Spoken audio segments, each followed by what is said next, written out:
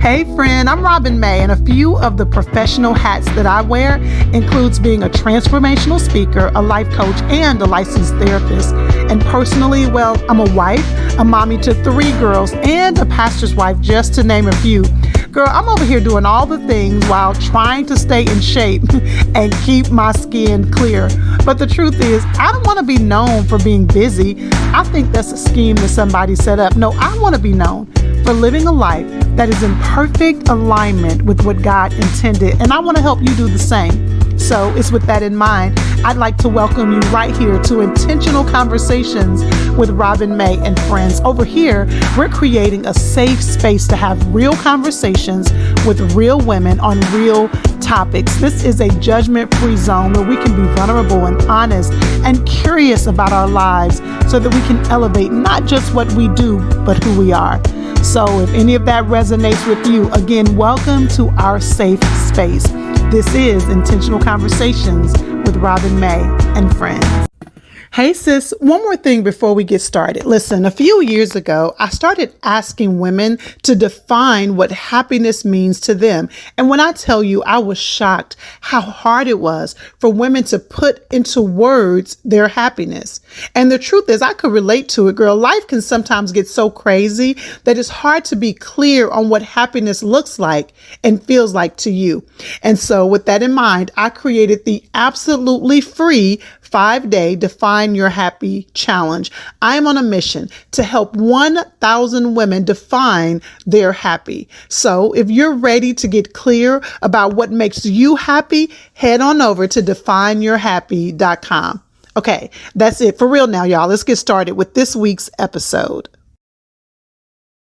Welcome. I am super excited. I am literally on pins and needles. Y'all are not going to believe who is sitting beside me. It is my big sis, like my biological. Biological. Yeah, because let's even go right there.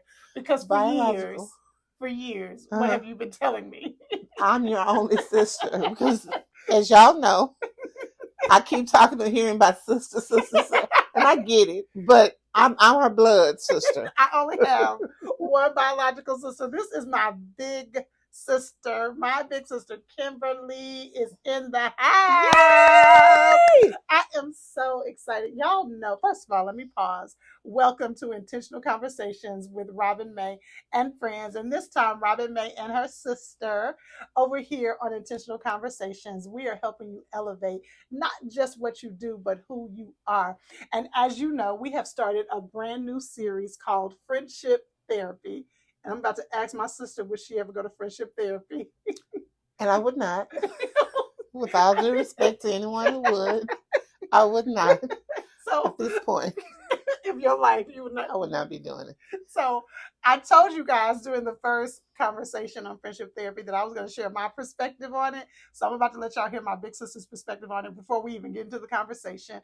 But if this is your first time here, I'm super excited that you are here. You can tell that I am super giddy because this is my person. People often hear me say my sister is my person, and I'm going to explain to you what I mean by that. So if this is your first time here, thank you for being here. If you come back again and again and again, I'm so grateful.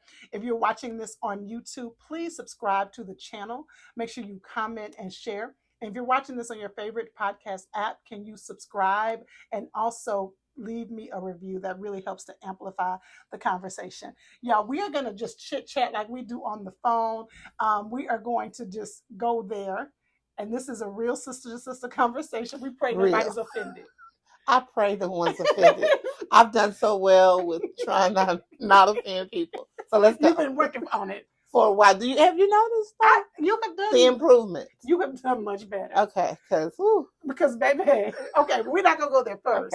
Okay, so as I was talking about this concept of friendship therapy, I just named the series that because I just thought it was a cute name. But then I started thinking about the fact that some people really do, Kim, go to friendship therapy. So you shouldn't even laugh. Right, I'm not. You're laughing about it. There's people who go to friendship therapy. I know, and I respect it. I do. I'm just, go ahead. Okay. So when I talk about people who go to friendship therapy, I had to clarify that. Because what I meant is, in my theory, as a therapist, because you know I'm a therapist. Right. Okay. As a therapist, friendship comes up often. And Right. you and I talk about friendship and navigating friendship. You helping me helping you. So I don't mean talking about friendship in your therapy session.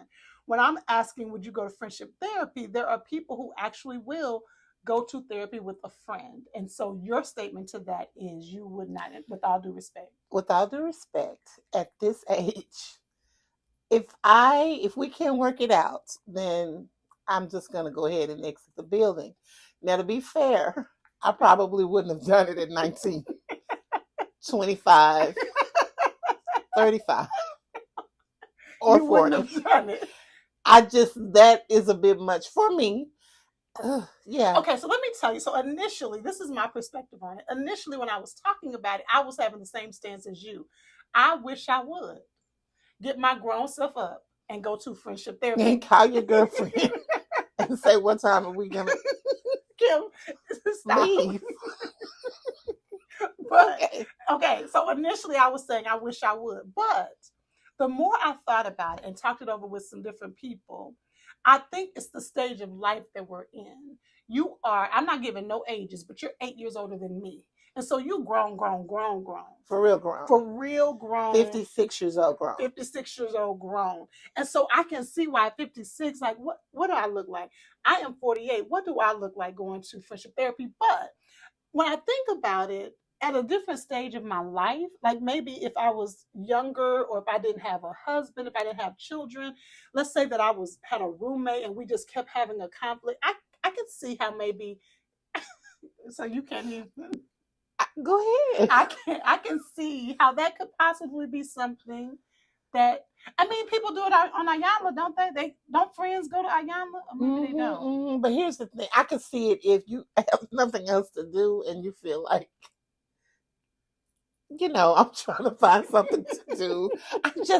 I feel like I just can't wrap my mind around it. Yeah. But then I do get that maybe people, because I don't want to jump ahead. Okay. But I had a whole different mindset with friendship. Yes. So, I'm catching up. So maybe that's why. Wait, okay, so let's go ahead and go Yeah. So again, my thoughts on it are that at this point in my life, and I agree, kind of what you said is, if we can't navigate and come to a conclusion about what's going on in our friendship just with the two of us, then it may that might be an indicator that we need to go our separate ways.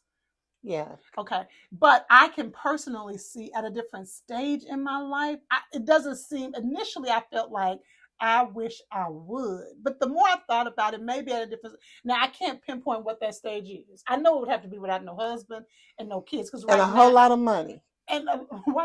I don't know why I feel like maybe somebody who's really, really rich and have a lot of time, they can act like, well, I can pencil in somebody. I just feel like we're too big. We're working. Yeah, we got to go to work.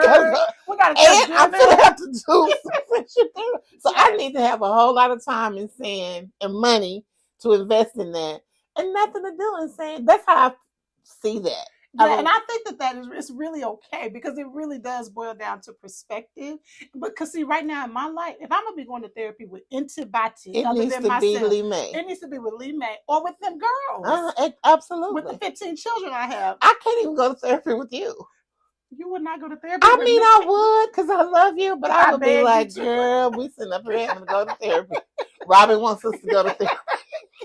But so, yeah. Now that speaks volumes because you would do anything for me. Right, I would do it, but I would be irritated about it. You would be calling one of your best friends like, she got me over here. I'm telling mama, so how long are we going to do this? You'd be like, you have to tell me. Excellent. Okay. All right, so let's dive into this conversation. So, Kim, when I started this, and of course, I talk everything in the whole wide world over with you. And so I was talking even with you about wanting to do this podcast series on friendship. And I told you one of the things I was hesitant about is that I feel like, or I wonder if what you and I talk about when it comes to our friendships or what I know I deal with, and I know what you deal with, or other people in my circle, I wonder if it's just us. I kept feeling like some of the conflict, because we're talking today in our conversation about conflict in friendship, I was wondering if maybe some of the conflict we're having is just with like in our world, but then I realized no, the clients I'm dealing with in therapy. And so your take on that was that you think women are having it, they're just ignoring it. Right. Well, I said that there may be a section of women or a culture of women that don't take on friendship issues like we have. Mm-hmm. But I think the majority of us do. The difference is whether we invest in it or not. Yes. Because, when we first, years ago, I didn't look at friendship like you did. And I thought you were absolutely a weirdo. That's where I An want to go, absolute Kim. weirdo. Kim, that's where I want to go, because in the first conversation I talked about with this, I said my sister used to tell me that I was ridiculous when it came to friendship. Mm-hmm. So tell me what you used to thought, what you used to think, and how it's evolved for you. Well, because at the time, of course, I've had friends. We've always been, both of us have always had our share of friends, and no problem making friends, having them.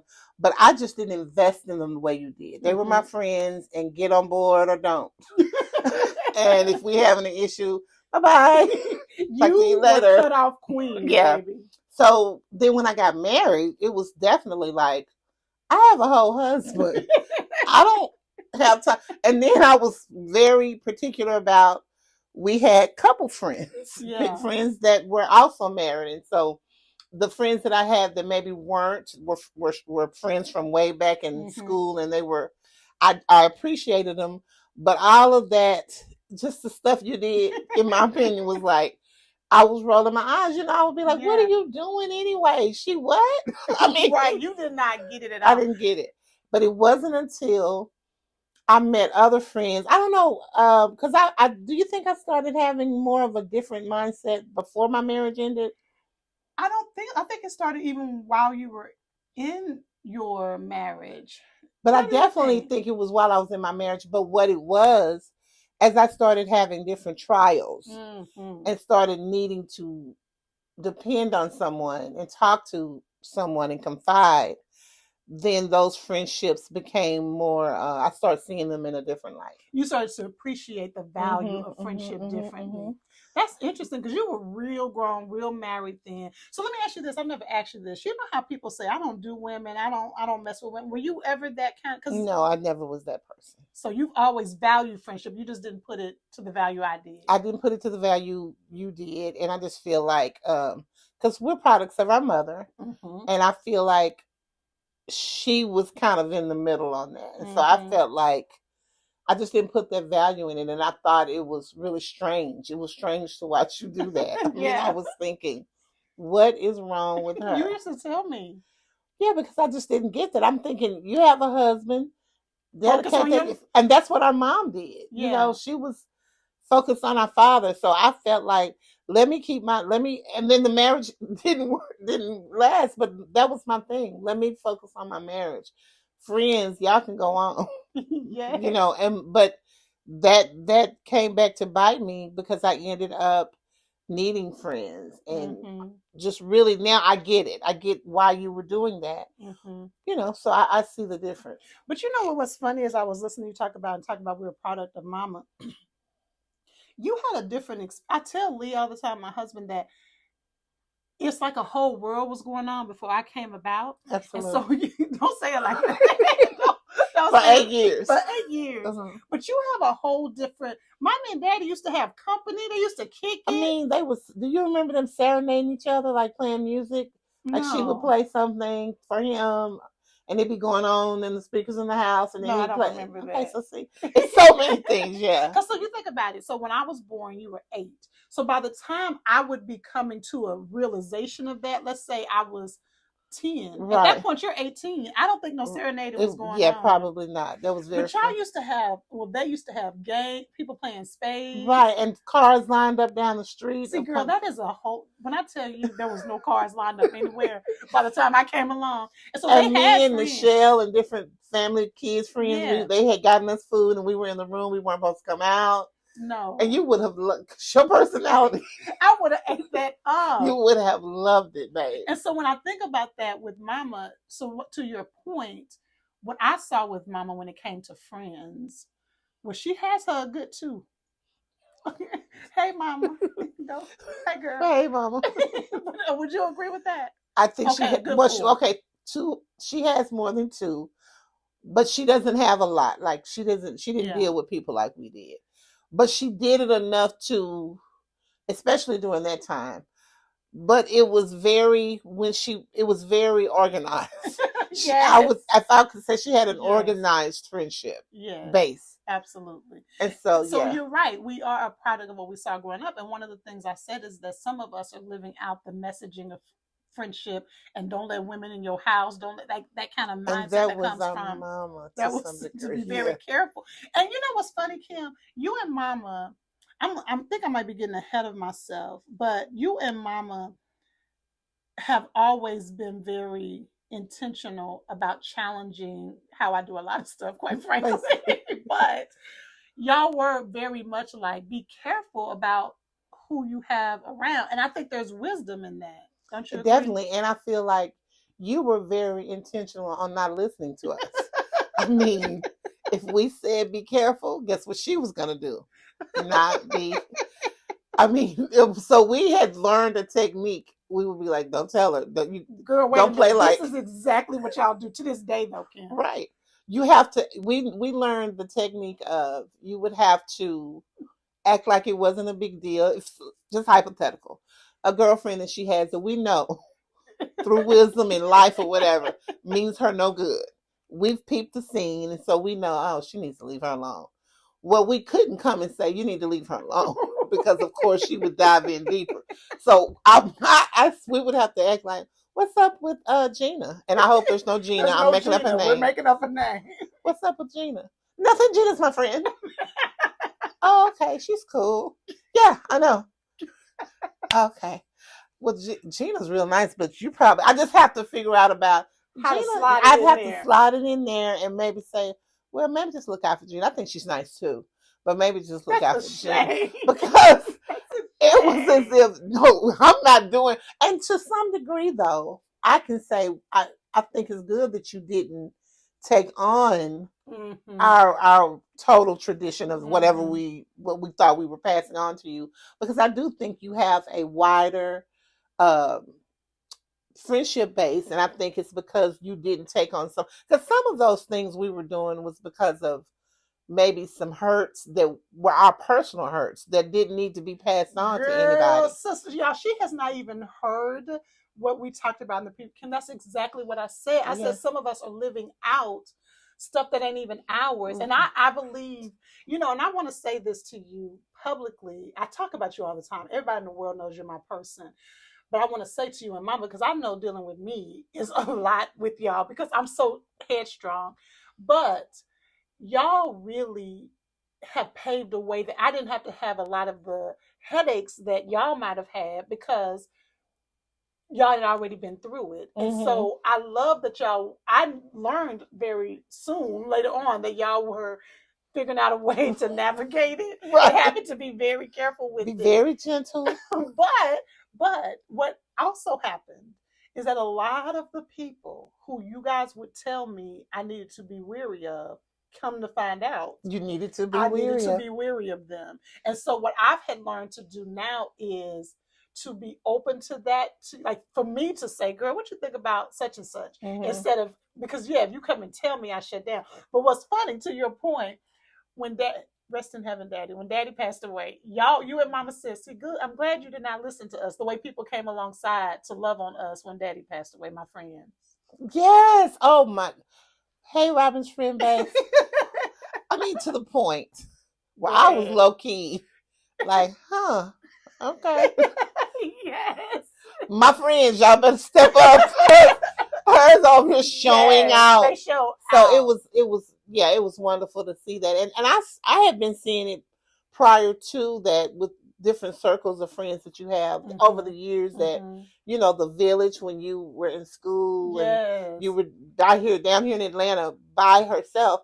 We just came to really love and respect them because they stepped in a lot of times, them and their families. And so I started to see you making good choices with your friends, but when you didn't, it would be hard. And it would be hard because she would tell me and want me to just sit back and listen. And I was like, okay, I'll tell you what. Don't share it with me. Find somebody else. Because I'm going to react some kind of way. If I'm going to be slick, I'm going to say something. But yeah, I did start to see that you were making good choices. Yeah. Well, I'm glad to hear you say that. But I do want to ask you, did you start considering the things? What would make you make better choices with friends? Well, I think I really, well, first of all, I have matured. That hard headed and you can't tell me nothing girl is continuing to evolve. I'm not that same woman. And you and I, just the more you remember, y'all, my sister's 8 years older than me, so we went through the phase where I just got on your nerves. Right. So when that phase started to change and our relationship started to become what it has become over the many years now, I just trusted you. Now, hey mama, hey girl, I love my mama, and my mama is one of our best friends. We love mama, but my mama still don't play the radio, and I still got to decipher with mama, because my mama gonna say, you know what it is? Everybody. But you know what it is? What? The way y'all say that I am about men when y'all are bringing. Because she doesn't like anybody for us, any of her friends that may be single. Nobody's good enough. So that is how mama is, period, across the board. Yeah, she is, guys. And if you are one of our friends, you have been checked out, scrutinized. And so you passed the test. You have passed the test, baby. Because so I think that's part of what it is, that I just, the older I got and the wisdom that I know that you have, and I know you love me, you have my best intent in heart, and we can go back and forth. I can say to you, girl, you tripping, and we can talk about it. You definitely can, yeah. And so I think that's what began to happen. But you know, the other thing about what happened with me with friendship, I came to Atlanta at 18 and had no biological relatives here. And so we all did become one another's family. And I think that is that created, where the sisters? Yeah. And so you got to know, after you finished school, you went back to Dallas where your family was. Right. So I think that, okay. So we're going to be unpacking conflict in friendship. And I want to start by saying this to you. You would think that you and I were raised in two different households, the way when it comes to how we handle conflict. And so I want to ask, first of all, have you considered, I was thinking about this, have you considered that you handle conflict more like daddy and I handle conflict more like mama? Have you ever thought about that? I thought we've talked about it. Yeah, definitely. Mm-hmm. And so what grade would you give yourself when it comes to how what? Go ahead. What grade would you give yourself when it comes to how you, not me, we're not talking about me right now, how do you handle conflict? What grade would you give yourself? All right. At this point, because I have improved, I would give myself a C plus. Kim, I would give you a C plus too. You did not ask me, but I would give you a C plus. But at one point, I was getting an F, right? An F, okay. And we're going to unpack why that is. What grade would you give me now at this point in my life on how I handle conflict? Honestly. So you think that I'm going to give you, I'm going to have to give you a B minus. I thought you were going to give me a C plus too. I was, but I just started, see, it's real hard because it's true. We don't want anybody to think we're talking about them, but I just start thinking about different instances, and I think that you have done better. And I can't wait till you get to the part where how we handle it. Yeah. So let's go there now. Okay.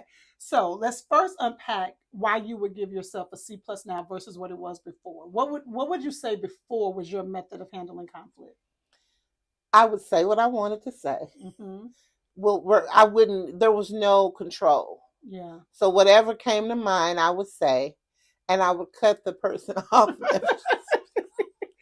I could never understand. It was in my mind. I felt like I can't. We're not violent people. So I can't beat you in your head the way I'm feeling right now. So what I can do, and I'm not supposed to say this. No, I love it. But what I can do is make you know that you will never talk to me again. And the sad part, even if I didn't mean it, this is what I have in my resource right now. This is what I have available to me. Kim, that right there, even if this is the part I could never understand, even if you didn't mean it, you still... Because this is all I have right now. So no self-control. I can't beat. I'm not going to beat you in your head. Like, that is exactly what I want to do. I can't do that. So what else can I do? I can tell you that you better not ever call and say it with such force. But this is a wrap. Say it with such force that you understand that I'm done with you. Now, the next day would I feel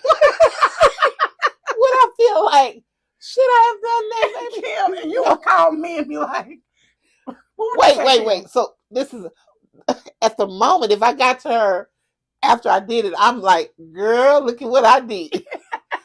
I handled this, baby. And Kim, And I she'd would be be like, like, wow.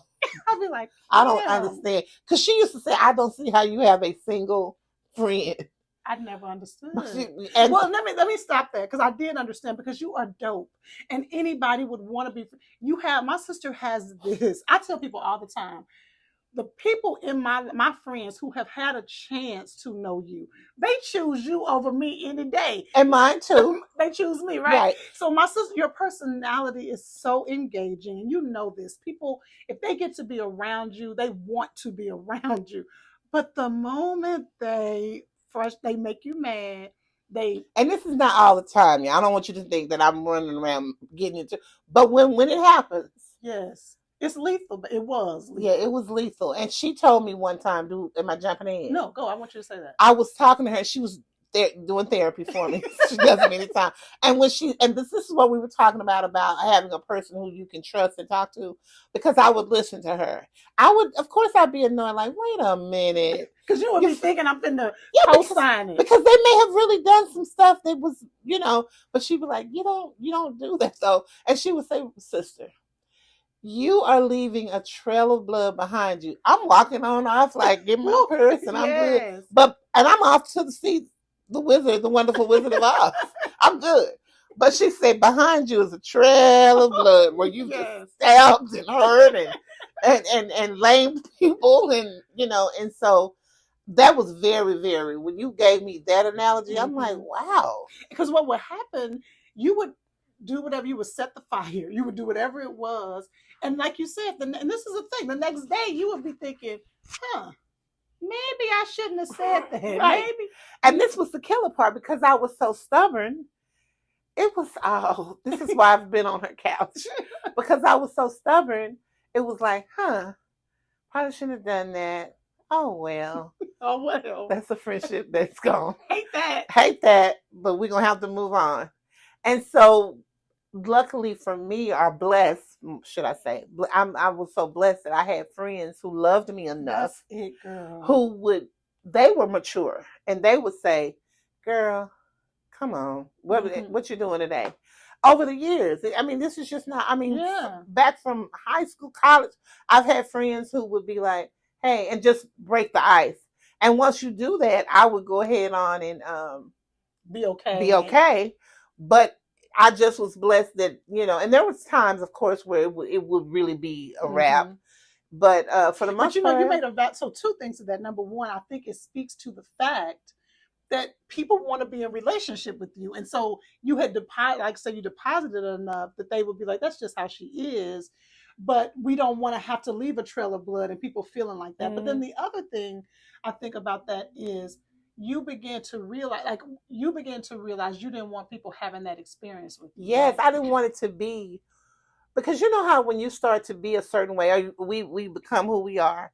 And then when you do the things you do, your friends and family, when you go into it, they're thinking, here she goes. Like, yeah. Oh, okay. And so with Robin consistently saying, not good, you didn't handle that well, over and over and over, to the point you'll be like, I'm not even telling you. And then it just got to be, I guess times changed too, where I didn't want to be the mean girl, and that seemed to be where that was placing me, and being just inconsiderate. So I started really trying to work on, and then the times I've come across when I started changing my view on what friendship was. Now I'm investing, and I'm really cherishing my friendships.